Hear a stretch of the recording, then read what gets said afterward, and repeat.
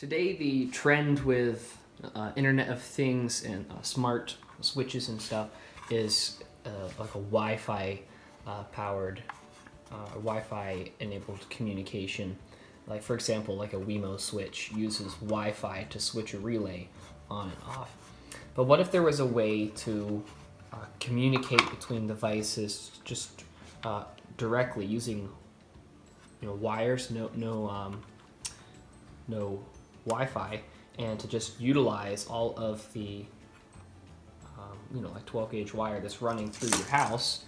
That's already, the infrastructure's already there. And so it actually is possible using a technology that's almost 40 years, maybe more than 40 years old, called X10. And the way that X10 works is it takes advantage of the fact that there are periodic quiet times on a 60 hertz AC line. And by quiet, I mean since alternating current is, well, it's called alternating current because the voltage is in a constant state of changing from positive to negative, and 60 times per second it does this, and that also 60 times per second the voltage hits zero.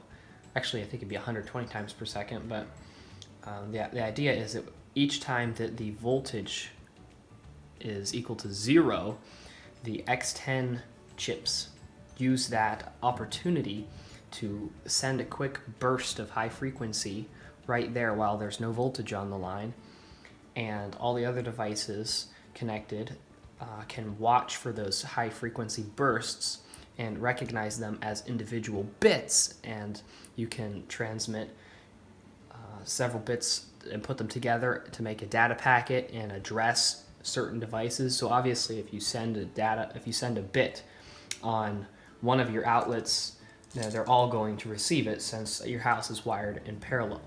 You could have your switch have address 3, and then you could have a fan in another room have address 4, and whenever you give a command to turn on address 3, everything receives it, but only the one that has address 3 will recognize the command to turn on. So that's a basic overview of how X10 works. It is very interesting, has a lot of potential, but one of the major drawbacks of X10 is that because it has to wait for those quiet times that only occur about 120 times a second, it is very, very slow, especially compared to Wi-Fi. So it's limited to simply turning things on and off or basic data transmission. You're not sending audio and video media through your cables here. Just very, very simple. But it can solve, for example, a Wemo switch that functionality could be replaced with X10, and it would work pretty well.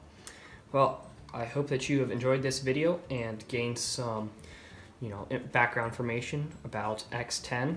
If you have any questions, please leave them in the comments. Thank you for watching.